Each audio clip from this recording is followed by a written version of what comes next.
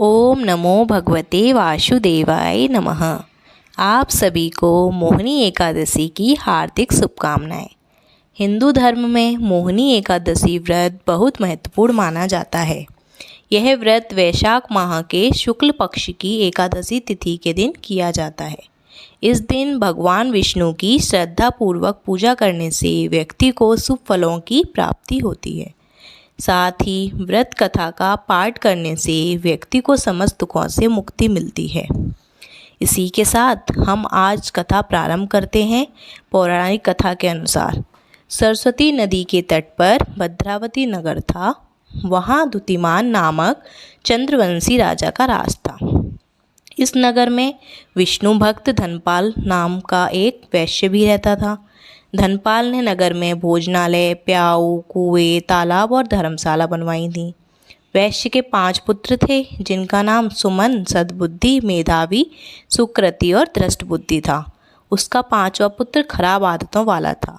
अनेक बुरे कर्म से वो पिता के धन को नष्ट करता था। उसके कर्मों से परेशान होकर धनपाल ने उसे घर से निकाल दिया। जिसके बाद भूख प्यास से परेशान धनपाल के पुत्र ने चोरी का रास्ता अपना लिया। एक दिन वह चोरी करता हुआ पकड़ा गया, लेकिन राजा ने भी उसे धनपाल का पुत्र जानकर कोई दंड नहीं दिया।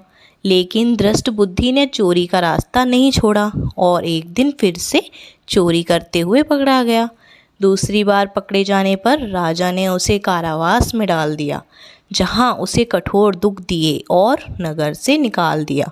जिसके बाद वह वन से जाकर रहने के साथ पशु पक्षियों का शिकार करके अपना जीवन चलाने लगा। एक दिन वो भूख और प्यास से व्याकुल खाने की तलाश में कौंडिन्य ऋषि के आश्रम पहुंच गया। उस समय वैशाख मास था और महर्षि गंगा स्नान करके वापस आ रहे थे। महर्षि के भीगे वस्त्रों की छींटें उस पर पड़ने से उसे कुछ ज्ञान की प्राप्ति हुई। दृष्ट बुद्धि ने कौंडिन्य ऋषि से हाथ जोड़कर कहा, हे महर्षि, मेरे जीवन में बहुत पाप किए हैं। आप इन सभी पापों से मुक्ति का कोई उपाय बताएं। ऋषि ने प्रसन्न होकर उसे मोहिनी एकादशी का व्रत करने को कहा।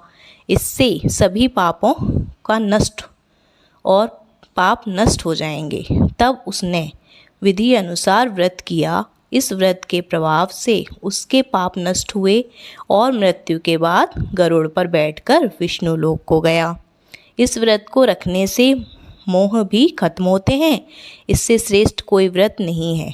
इसकी कथा को भी कहने और सुनने से 1000 गोदान के बराबर पुण्य फल प्राप्त होता है। जय श्री कृष्णा।